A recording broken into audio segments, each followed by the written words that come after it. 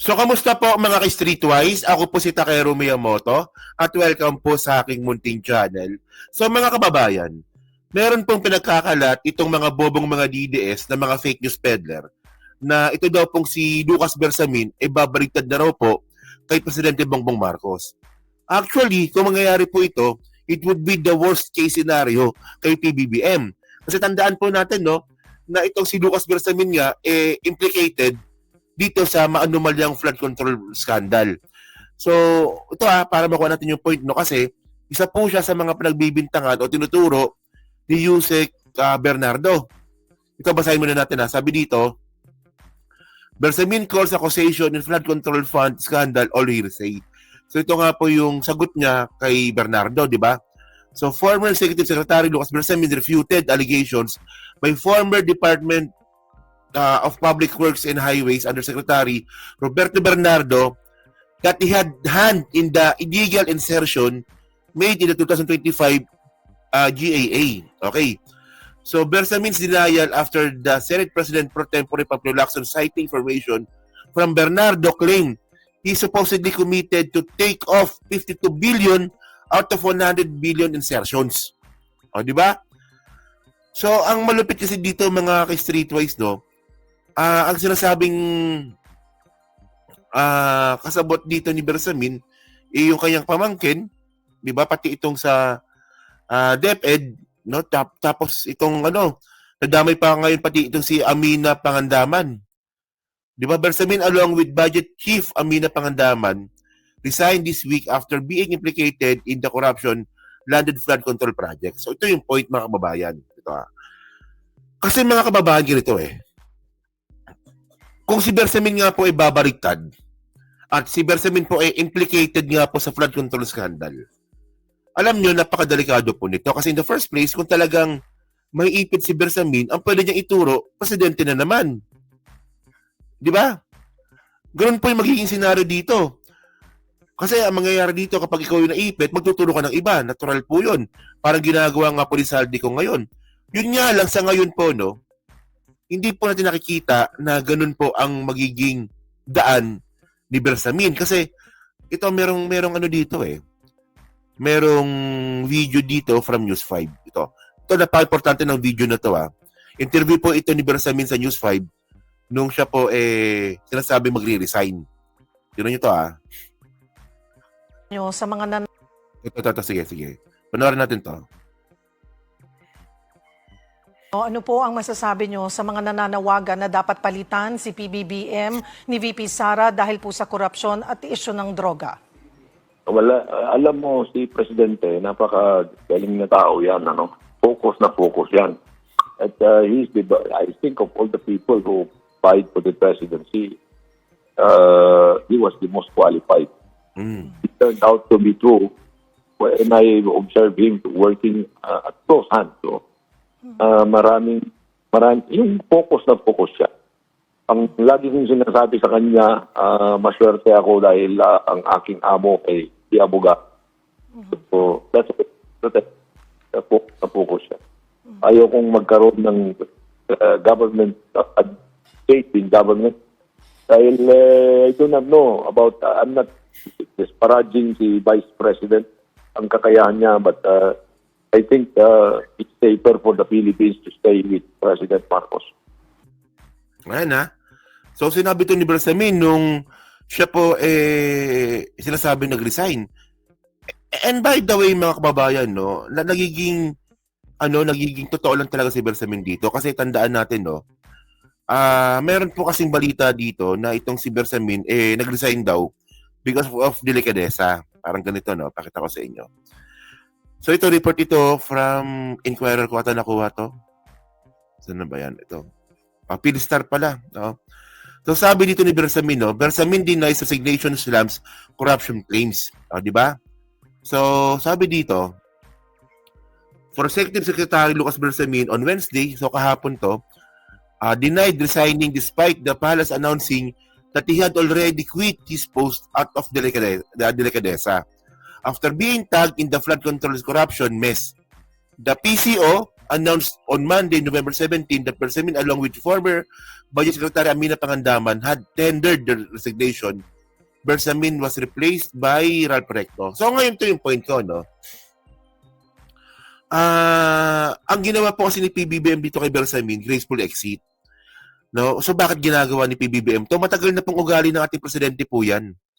From the start po, mga kababayan, ganyan na po talaga yung ginagawa ni PBBM pag meron po siyang sinisibak sa pwesto. O for example, di ba? Itong si Vic Rodriguez, sinibak yan. Pero ang ginawa nila, pinag-resign nila. Pinalabas nila na nag-resign. O si malaking bunganga, no, yung kamukha doon sa Raida. Si Trixie. O yan, deserve talaga no, si Trixie. Sinibak din po yan. Pero ang ginawa, pinag-resign din. 'Di ba? Nakakatawa nga 'di ba? Sabi nga po ni Trixie doon sa resignation niya, nakakasakit na raw po siya. Nakakita nakakasakit. Tapos nung nag-resign ka, lumipat ka sa mga Duterte. Parang nakakasakit, 'di ba? So yun po, malinaw mga kababayan na ganyan po talaga yung kultura ni PBBM. Ugaling Briton. Kasi si PBBM nga, 'di ba, nag-aral sa British yan, sa Briton. So ganun po yung ugali ng mga Briton, palaging graceful exit. 'Di ba? So ito yung pagkakaiba. Itong sila Bersamin, lumabas, pinag-graceful exit, umamin na siya ay pinag-graceful exit lamang, and then wala pang hinanakit kay PBBM. Hindi po katulad po nila Trixie, nila Vic Rodriguez, na pinag-graceful exit na nga, wala pang utang na loob, siniraan pa yung presidente. No? And by the way, mga babae, ito yung gusto ko sabihin dito Ang tawag po kasi dito mga ka-streetwise, political will. Kasi the first place, dito natin mapapatunayan na talagang wala talagang kinalaman si PBBM, si Presidente Bongbong Marcos, dyan po sa mga insertion.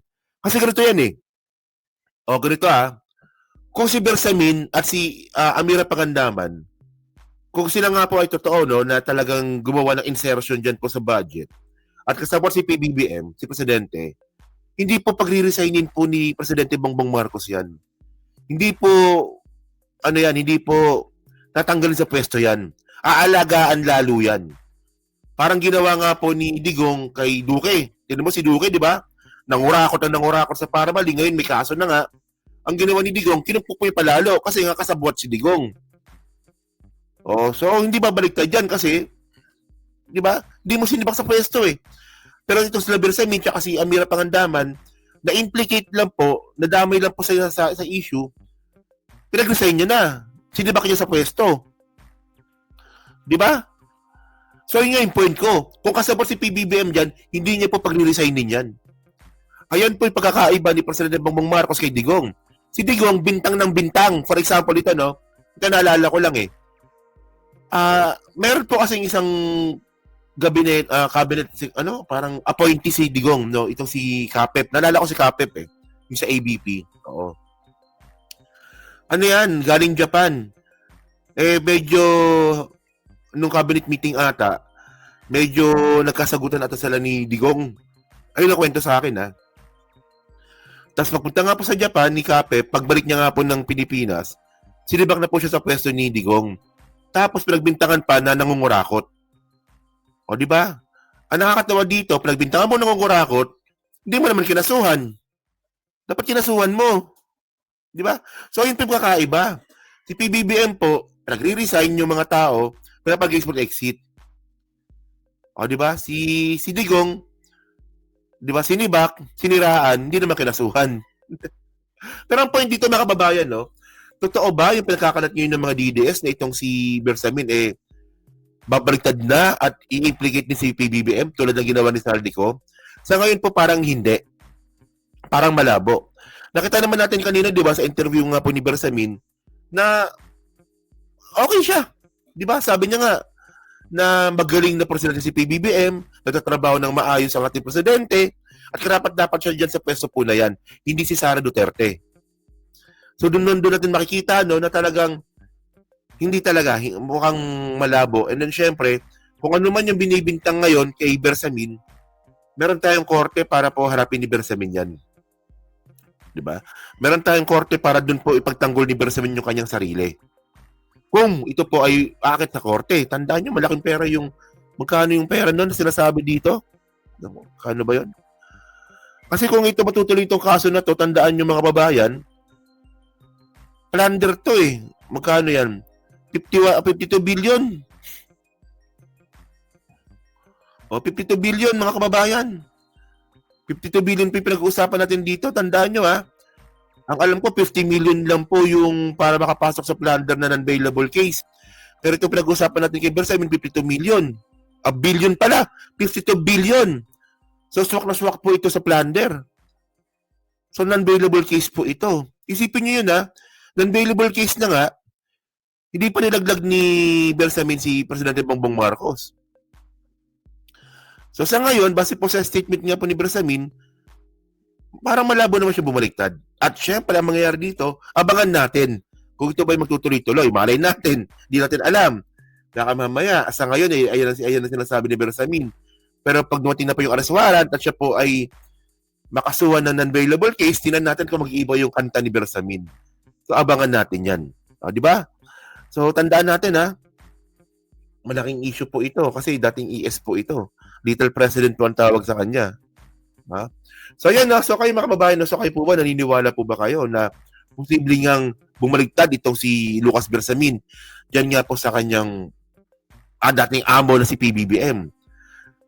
Yan na. So, yan na. So, pakikomment po sa baba at binabasa ko pong lahat yan. Basic topic na naman to, no?